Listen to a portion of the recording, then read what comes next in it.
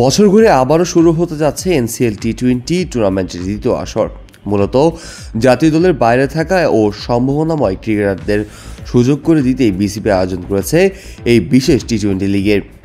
আসন্ন আসরটি মাঠে গড়াবে আগামী 14 সেপ্টেম্বর। ম্যাচগুলো অনুষ্ঠিত হবে রাজশাহী, বগুড়া, সিলেট এই 3 ভেন্যুতে।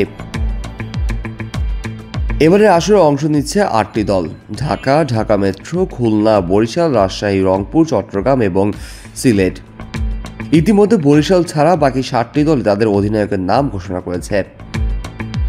রংপুর দলের ক্যাপ্টেন থাকবে আকবর আলী, রাজশাহী দলের ক্যাপ্টেন নাজমুল হোসেন শান্ত, খুলনার নেতৃত্বে থাকছেন মোহাম্মদ মিঠুন, ঢাকার অধিনায়ক মাহিদুল ইসলাম অঙ্কন, ঢাকা মেট্রোর নেতৃত্বে থাকছেন নাইম শেখ, আর চট্টগ্রামের সামনে থেকে নেতৃত্ব দিবেন ইয়াসির আলী চৌধুরী।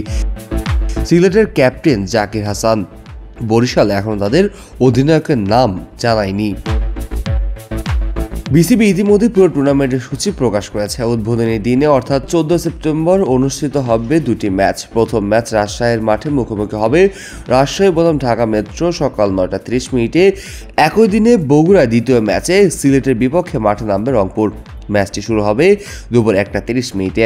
ওয়ালটন এসি এক্সচেঞ্জ অফারে এখন যে কোনো ব্র্যান্ডের পুরাতন এসি বদলে নতুন ওয়ালটন এসিতে উপভোগ করুন 25% ছাড়। Walton air conditioner, comfort without compromise.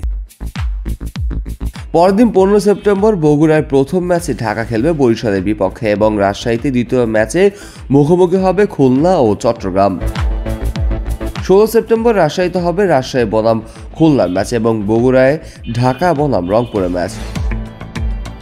League পর্ব চলবে 28 সেপ্টেম্বর পর্যন্ত। 21, 22, 25 ও 26 সেপ্টেম্বরের ম্যাচগুলোতে সময় সামান্য পরিবর্তন আনা হয়েছে।